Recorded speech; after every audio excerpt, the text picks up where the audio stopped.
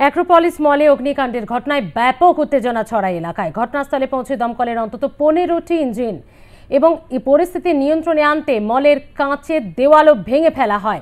মলের ভেতরে ধোঁয়া বাইরে বের করতে এবং জল দিয়ে আগুন নিয়ন্ত্রণে আনতেই এই পদক্ষেপ দমকলের। অ্যাক্রোপলিস মলে আগুন, আর সেই আগুন নিয়ন্ত্রণের জন্য দমকলের মরিয়া চেষ্টা।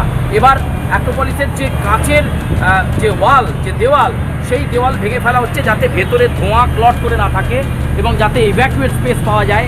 একে একে জানলার কাঁচ ভেঙে সেখান দিয়ে জল দেওয়ার ব্যবস্থা করা হচ্ছে। যুদ্ধকালীন পরিস্থিতিতে কাজ করছে দমকলের আধিকারিকরা, সেই কাঁচ ভেঙে ফেলা হচ্ছে যাতে ইভ্যাকুয়েট স্পেস তৈরি করা যায় এবং ধোঁয়া নিঃসরণ করা যায়, সেই চেষ্টা তারা করছেন। নিচে ভেঙে পড়ছে কাঁচের গুঁড়ো, সেই ছবিটা আমরা দেখানোর চেষ্টা করব। অ্যাক্রোপলিস মলের সামনে একেবারে এক্সক্লুসিভ ছবি আটলাস নিউজের পর্দায়, কীভাবে কাঁচটাকে ভেঙে ফেলছেন দমকলের আধিকারিকরা।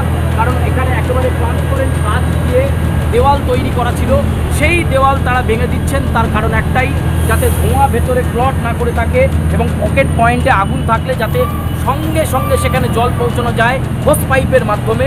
আমরা দেখতে পাচ্ছি দমকলের ইঞ্জিন একটার পর একটা ইঞ্জিন এখানে দাঁড়িয়ে রয়েছে এবং হোস পাইপের মাধ্যমে এই জায়গা দিয়ে যাতে জল দেওয়া যায়। আমি আরও একবার বলবো সুব্রতকে দেখানোর জন্য, সেই ছবি আমরা এখানে দেখতে পাচ্ছি যে একেবারে জানলার কাঁচ এখানে ভাঙা হচ্ছে বা ওয়ালের কাঁচ ভাঙা হচ্ছে, সেই কাঁচ ভেঙে ভেতরে জল প্রবেশ করানোর চেষ্টা করা হচ্ছে। তবে আপাতত যা খবর আমরা পাচ্ছি আগুন নিয়ন্ত্রণে। এই মুহূর্তে দমকলের আধিকারিকরা ফাঁক রাখতে চাইছেন না, যুদ্ধকালীন তৎপরতাতে তারা কাজ করছেন এবং সব মিলিয়ে কথা বলা যেতে পারে এখন প্রস্তুতি এখন একেবারে চূড়ান্ত পর্যায়ে কীভাবে আগুন নিয়ন্ত্রণে আনা যায়।